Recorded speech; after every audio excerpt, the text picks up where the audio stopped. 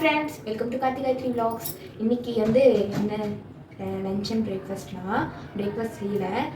லேட்டாலாம் எழுந்திரிக்கல, சீக்கிரமாக தான் எழுந்திரிச்சேன். ஆனால் இந்த மாவு வேலையாச்சுனாவே என்ன செய்யுதுன்னே தெரியல. இட்லி, பூரி, பொங்கல், அந்த மாதிரி சப்பாத்தி இந்த மாதிரி தான் இருக்கா.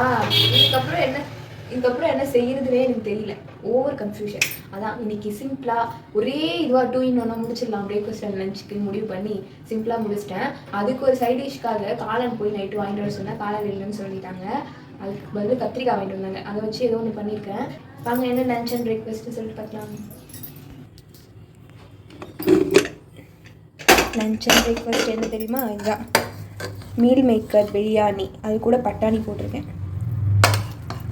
பார்க்கவே நல்லா கலர்ஃபுல்லாக நல்லா சூப்பராக இருக்குது. இல்லை ஸ்மெல்லும் நல்லா இருக்கு.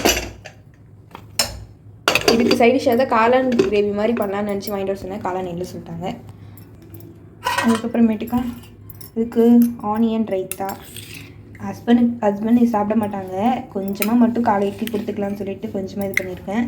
நான் சாப்பிடுவேன். ஃபஸ்ட்லாம் எனக்கு இந்த ஆனியன் ரைத்தா வச்சு சாப்பிட்டா பிடிக்கவே பிடிக்காது. இப்போ இது இல்லாமல் சாப்பிட்டா பிடிக்க மாட்டேங்குது. அது என்ன கணக்கோ தெரில.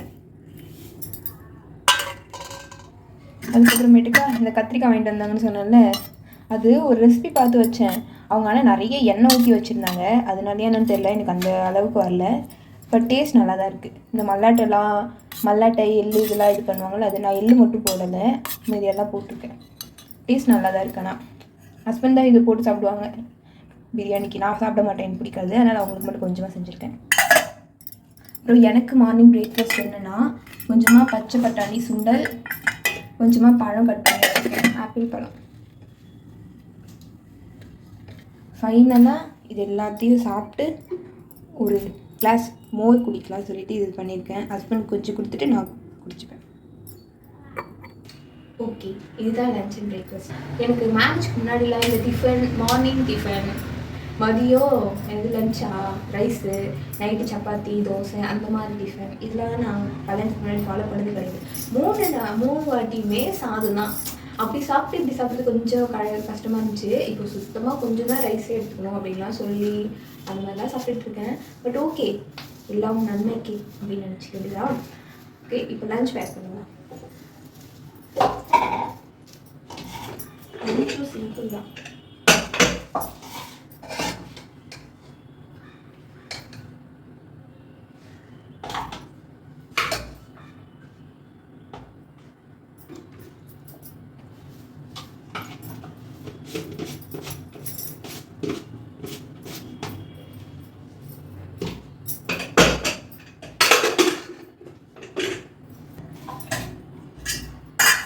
ரொம்ப சிம்பிளான ரெசிபியாக இருந்துச்சு தெரியுமா?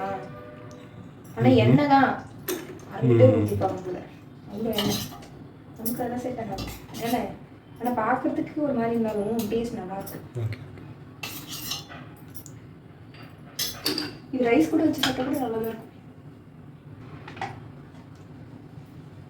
இருக்கும்.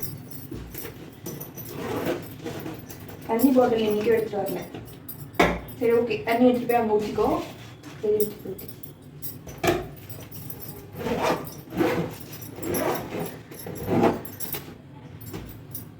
பிரேக்ஃபாஸ்ட் போடுவா.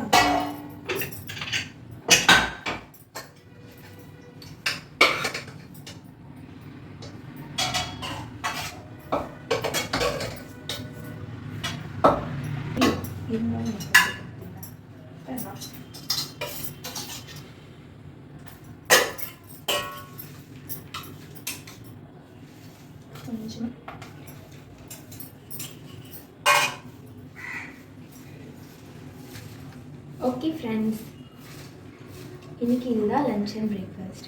சூப்பராக இருக்குல்ல பார்க்க. இருந்தாலும் இந்த பிரியாணி மட்டும் என்ன தான் நல்லா இருந்தாலும் எனக்கு பிடிக்க மாட்டேங்குது. நானே செஞ்சேன், வேறு யாராவது செஞ்சு கொடுத்தா இல்லை கடையில் ஒன்று தான் பிடிக்குது. ஓகே பரவாயில்ல.